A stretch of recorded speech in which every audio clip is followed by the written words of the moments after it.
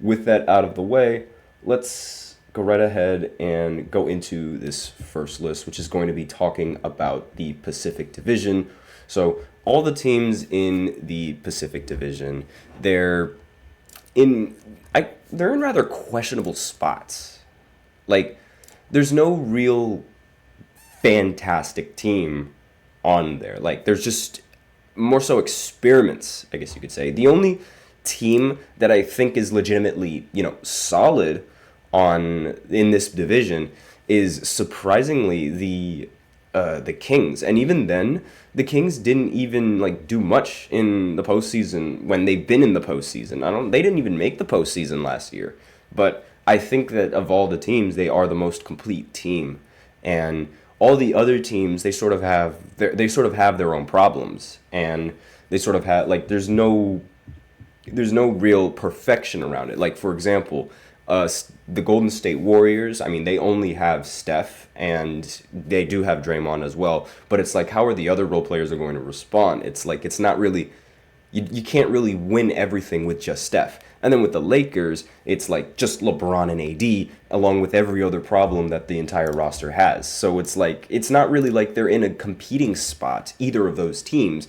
But it's not like they're in that much of a losing spot either. And now the Clippers, they're more questionable now because it's like Paul George isn't there with Kawhi Leonard. And for the Suns, they're just going to try and run it back with Devin Booker and Beal and Kevin Durant. And, yes, those three, they are rather solid, but it's just, I don't think those three are going to be enough to do enough damage in the postseason. So it's very weird, where each of these teams are. Because it's like anything can happen. Like, any one of these teams can start winning out, and I wouldn't be surprised. And any of these teams could also start losing out, and I wouldn't be surprised. It's very odd. So we'll start with the Golden State Warriors, since I started with them already. And obviously, they don't have Klay Thompson anymore, so it's going to be a little bit odd seeing the Golden State Warriors without such a competent shooter like Klay. And it's obviously going to take a while to adjust to the fact that he's in a Dallas Mavericks uniform. But part of the reason why the Warriors were able to, live with the fact that he was leaving was because they have high hopes for Brandon Podziemski.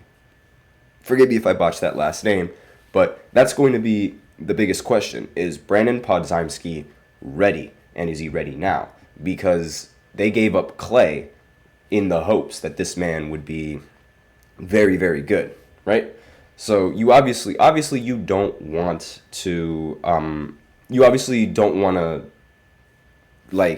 regret the decision of letting Klay Thompson go. And if this guy doesn't really capitalize on his position and the role that he's going to have on this team, then the Warriors, they might be in a lot of trouble. And he's obviously not the same type of, shooter that Klay Thompson is, but he did shoot 38.5% from three, providing necessary spacing for Steph and the Golden State Warriors. Podziemski also led the league in charges drawn with 38. A little fun fact there. It's not really a big important thing, I guess you could say, but it could change the outcome of a game. Like, it's not a big play, but it's a momentum type play that could change everything. So far everything has sort of lined up for Podziemski, and now he just has to capitalize on his opportunity. So the Warriors are banking on Podziemski being able to blossom into a star player on the team. So if that doesn't happen, I'm not entirely sure how far the Warriors are going to be able to go while riding Steph Curry's coattails. So next team on this list are the Los Angeles Clippers. And the big question for the Clippers is, where do they go from here? Where on earth do they go from here? They just lost Paul George, and there goes my ring alarm. Let me silence my phone. They lost Paul George, and they still have Harden, and they still have Kawhi, but they were able to go farther in the postseason without Harden and without Kawhi. So where do they go from here? Are they just destined to be a first-round exit? Are they going to compete? because like it really last season it looked like they had a legitimate shot to compete. Like aside from the Boston Celtics, they were the favorites when they acquired Harden and they were on that winning streak. I think they were at one point. I think they were like almost co-favorites with the Boston Celtics to win it all. And ultimately, towards the end of the season, they started to lose a bunch of games and they started to collapse. You know, Clippers collapse happens all the time. And then in the postseason against Luka, a player that they always seem to beat, they lost to Luka. Even though they didn't really have Kawhi for the series because Kawhi was injured again. And that's another problem with this team because it's like, where do you go from here? Because, yeah, okay, you're able to make the postseason. But once you get into the postseason, you lose Kawhi. Like, Kawhi has not been healthy for a single postseason aside from the one where he choked in 2020. And that's very concerning, especially if you're a Clippers fan, because, again, you're just stuck. It's like you're stuck in the middle. You have no idea whether you're going to try to compete. You have no idea whether you're just going to lose out. You don't know. So that's why, like, it's very confusing, like, where the Clippers are going to go from here. I really can't decide. So next is the other Los Angeles team, the Los Angeles Lakers. Now, this team has a lot of questions that I really want answered, but I think the biggest one is if Los Angeles is going to start trading those picks, because you have several options. One, you trade the picks, you try to compete for a championship now, and, you know, be able to take advantage of a prime LeBron. Or two, you just see if you can win with prime LeBron in the roster. See if LeBron at 40 years old can carry you. And that's sort of why the Lakers, they really don't want to gamble their young core away because they don't want to bank it all on an old LeBron. And I understand that. But I also don't understand why. Because it's an old LeBron and he's in his prime. If you're not trying to win championships when LeBron is in his prime, what are you doing? And we do have Anthony Monanzo's in the chat. How's it going?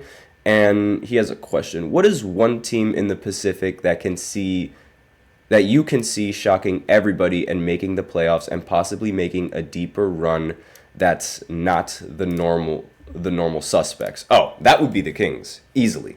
That is easily going to be the Sacramento Kings. And I'm going to talk about them. I actually talked about them before you tuned in. Like, the only team that I thought was legitimate and could actually make a legit deep playoff run was the Kings, because I feel like they have a very complete team and they have a very nice roster that meshes well together, and they do have some very underrated players. So, you know, there's not much attention that's going to be on them, as much attention as the Lakers, as much attention as the Phoenix Suns, much attention as Golden State, those kinds of things. So they'll have a lot less distractions.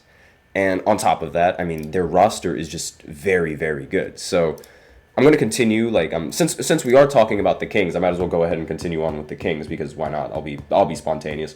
So the biggest question that I have for the Kings going into this one is, does DeMar DeRozan make them better? Because they recently just acquired DeMar, and now I'm sort of curious, how is DeMar going to mesh well with this lineup as well? Because DeMar and De'Aaron, you know, they both really like taking twos. And same thing with Sabonis as well. So I wonder, if they're going to have enough three-point shooters to be able to mesh with those three players. And I also wonder if DeMar is going to be able to perform in the postseason when it matters most.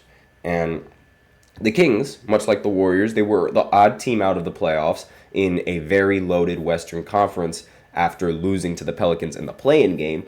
But I still feel like their team is just incredibly good. They might not have shown it because it was super stacked, but I really think that they have a shot of being a pretty good team. They're also rather young as well, which is something that a lot of people tend to forget, just how young of a team that these guys actually are. Now, obviously, they're not getting any younger, so they have to sort of hurry up and start competing, but I think now that they have DeRozan, they'll be able to, it should, theoretically, it should be able to propel them into the postseason, theoretically. So, again, we have to see how that works. And I'm going to acknowledge your comment right after I talk about the not the Sacramento Kings, the Phoenix Suns and my questions for them. So the big question for Phoenix is, will Budenholzer be the needed change for this roster and or for this team, I should say, excuse me. And since making the finals, the Suns have fired 2 coaches, traded for Kevin Durant, traded for an aging Chris Paul for Bradley Beal, and have only made it as far as the second round in the playoffs in that span. And so now it's sort of like, where do the Suns go from here? Especially after losing and getting swept in the first round. It's like they couldn't do anything to their lineup. They were forced to run it back. So really, the biggest question is, will Budenholzer have good enough coaching schemes to help this team and sort of give this team like the next step and propel them into the next step.